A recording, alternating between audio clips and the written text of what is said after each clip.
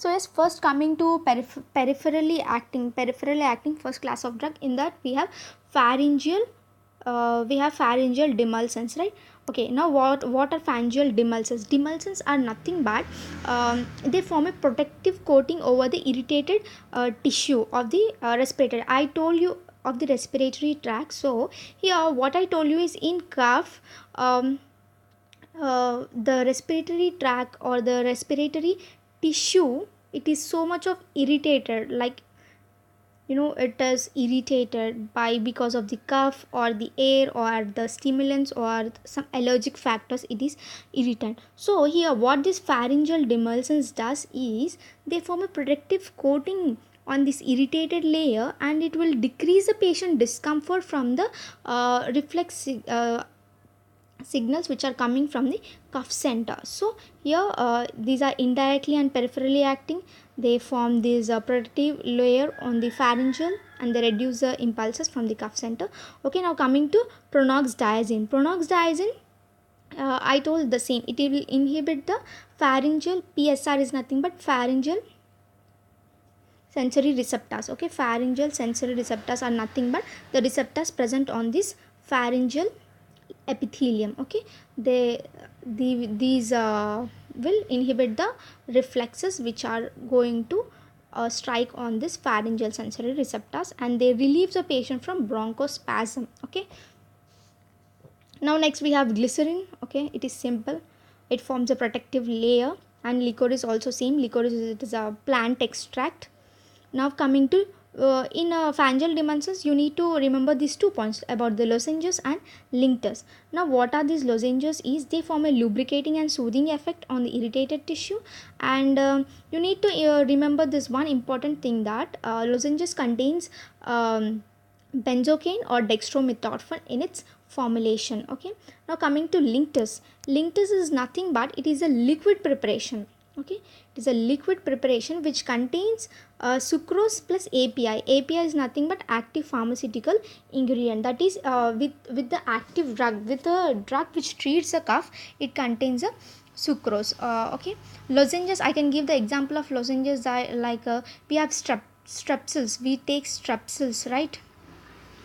So these strepsils are the lozenges. They contain the benzocaine. If you can see the ingredients on this strepsils pack, you can see the ingredient of benzocaine. Okay, now coming to overall pharyngeal demulcents, just blindly remember that demulcents, they form a protective coating on the irritated tissue, and you remember about this lozenges and linctus. Lozenges, lubricating and soothing effect, they contain benzocaine, dextromethorphan, and linctus, it is a liquid preparation with sucrose plus API. Okay, now coming to next class, that is expectorants. Expectorants, I told you before only that it may either increase or decrease the respiratory secretions, which will also help in easy removal or expelling out the thick sputum from the respiratory center.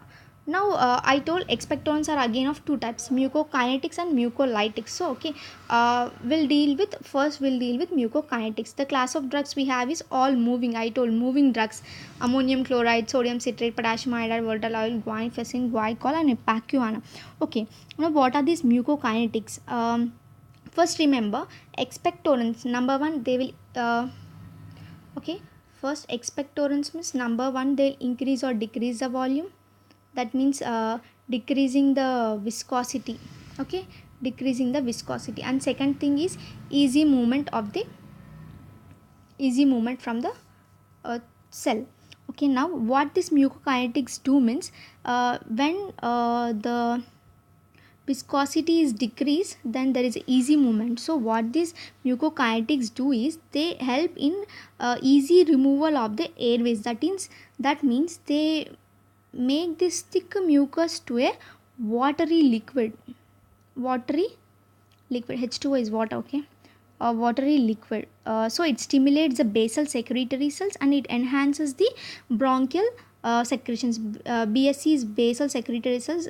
These cells lie on the epithelium of the uh, the pharyngeal cells, pharyngeal tissue.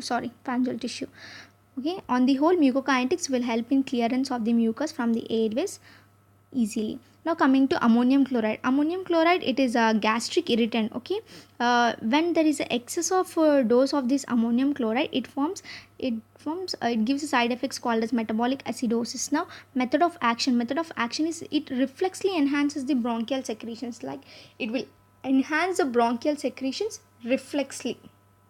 Okay. Now coming to sodium citrate. Now this sodium citrate, after absorption, this is ultimately converted into bicarbonates. Okay. uh, Now after converting it to bicarbonates, this will make this thick mucus into less viscous at alkaline pH. Okay. Now coming to potassium iodide. Potassium iodide, it is direct, it acts directly and indirectly. Okay. And it causes liquefaction of the tenacious sputum. Now here the main important thing we need to remember about this potassium iodide is, on prolonged use it will cause hypothyroidism and goiter. Okay. Now coming to volatile oils, it gives a mild effect and it will directly stimulate the basal secretory cells. Now this is not used now because the main thing is, you can see, like it will clog or it will block the respiratory passages, which will ultimately affect the breathing exercise or breathing cycle in our lungs. So we have stopped the usage of this volatile oils. Okay. Now next class will go. Okay, we are having another drug from this mucokinetics, that is guaifenesin. Guaifenesin, before it was obtained from a wood called as a chrysoid wood. Okay, now, but now it is synthetically prepared and it is more safer drug which is used in this era. And now we have to know about the MOA, that is method of action. So after absorption, it is secreted from these bronchial, we have bronchial glands in the bronchial tissue, right? Now after absorption, this is secreted through these bronchial glands and it will enhance the movement of the cilia which is present in the epithelial tissue of the respiratory tract, as well as it will facilitate the movement, airways movement of this. That means it will reduce the viscosity, as well as it will improve the ciliary action which are present in the tract. Thus it will easily help in removal of sputum from the respiratory tract. Now coming to the second class of drugs in expectorants, that is mucolytics. So anywhere you see lysis, okay, lysis is nothing but breakdown. That means we are involving some sort of chemical reaction in this. So you can remember blindly that mucolytics will alter the chemical characteristics of the mucus, and thus they decrease the viscosity, which will enhance the movement of the sputum in the respiratory tract. Now coming to the drugs, we have, I told, 2 brome drugs, 2 cysteine drugs, 1 Dornase alpha and Vasaka. So bromhexine, here it is an alkaloid which is obtained from a tree called as Adathoda vasica, and the derivative is vasicine. Okay, it is a synthetic derivative of the bromhexine, is synthetic derivative of vasicine. Now here the method of action is important for this bromhexine because it causes depolymerization, that is I told. Now for example, if you see, this is a mucus thing, this is a mucus. Okay, now I told this mucus is very thick, right? It is very thick, and as it is very thick, it is very difficult in moving this from, or it is very difficult to expel it from the respiratory tract. Now what this bromhexine does, it will depolymerize it. That means it will fragment these mucus into very little fragments, like this is the mucus, and after action of this bromhexine, it will turn or make them into little fragments. That is, it causes a thinning as well as fragments, and thus there is a decrease in the viscosity or as well as increase in the volume. So this will easily lead to removal or expulsion of the, what you say, the sputum from out of the respiratory tract. And it is also evident that it will also increase the lysosomal enzyme activity in the respiratory tract. Now coming to ambroxol, it is a metabolite of the bromhexine, and the MOA is ultimately same, that is a depolymerization. Blindly you remember that bromhexine and ambroxol, it is depolymerization. Okay, now coming to Dornase alpha. Dornase alpha is a human recombinant DNase. It is a recombinant drug, and the MOAs, it cleaves the DNA, and it is useful in cystic fibrosis. Now coming to acylcysteine. Acylcysteine. Okay, now here I told that mucus is a thick polysaccharide. Mucus is made up of protein.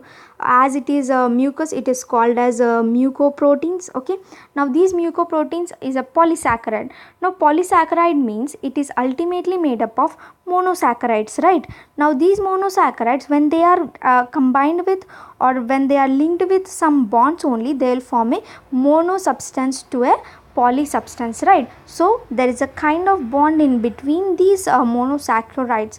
So the kind of bond, what is that bond is, there is a sulfate bond attachment in between these. So two sulfides are interacted. There is the interaction of two sulfide bonds which makes the monosaccharide or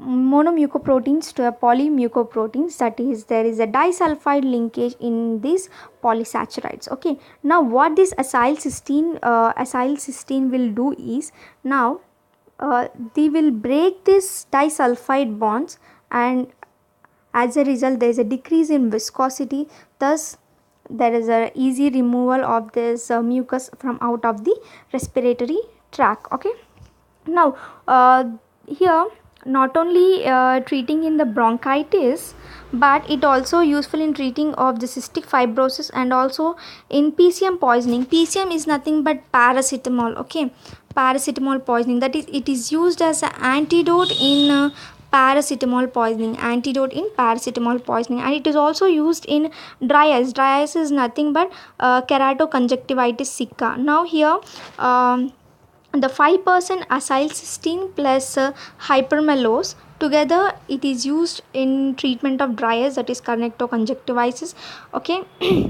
Now this acylcysteine is not used in bronchial asthma because it causes bronchoconstriction. Okay, now coming to carbocysteine, it liquefies the viscid sputum.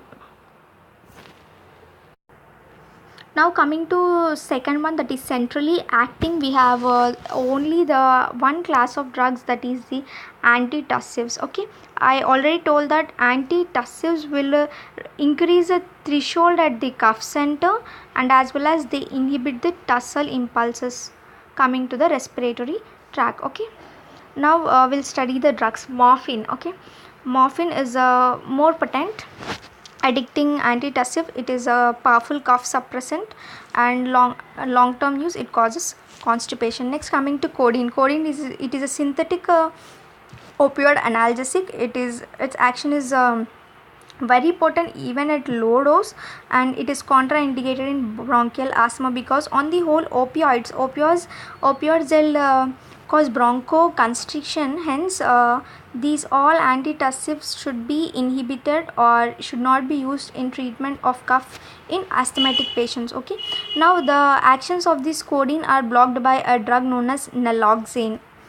You can like, this is important in terms of competitive exams. Okay, now coming to Folcodeine, it is a less potent addicting antitussive. It is structurally similar to codeine. Okay, it is more potent, long acting, and the main importance of this Folcodeine is it is a derivative of the codeine, and it has less constipation and drowsiness when compared to that of the codeine.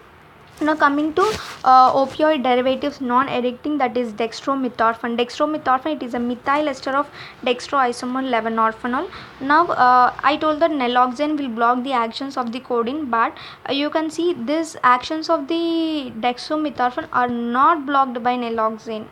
Here it is not blocked, but here it is blocked. You should remember the difference in between this.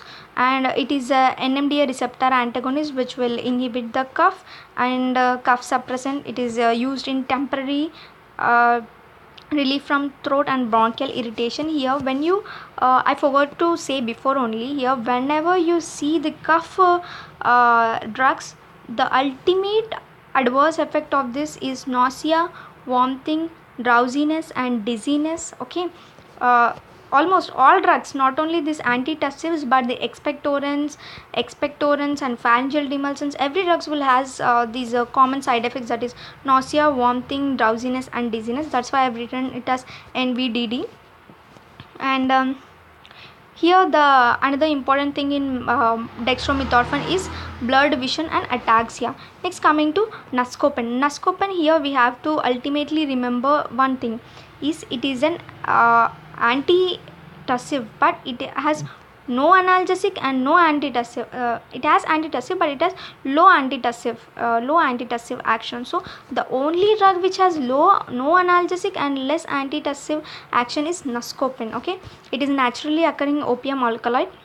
It is popular and with no analgesic and less antitussive action.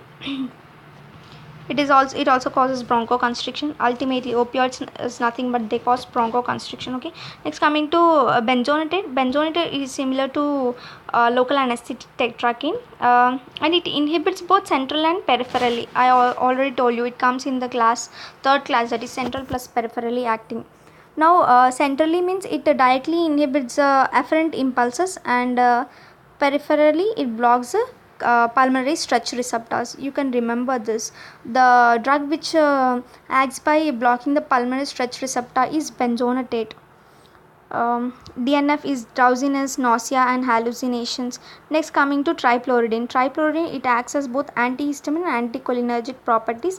It has a quick action, like it stops the runny nose within 15 to 30 minutes, and adverse effect is drowsiness and dizziness. So the last drug in this antitussives is pipazotate. It is a phenothiazine group, and it is used in the cough mixtures. Okay, it is used in the cough mixture. It is not like it has less antitussive action, and it is used in cough mixtures. Okay. Now, coming to newer antitussives, like in this modern new era, we are ultimately there is a new class of drugs. Like there are so many new class of drugs which are coming in our day by day. So in the same manner, we have got these newer class of drugs to treat the cough. So we'll see. These are not important, but yes, it may come. So it may, like you should know, you should have the knowledge about this.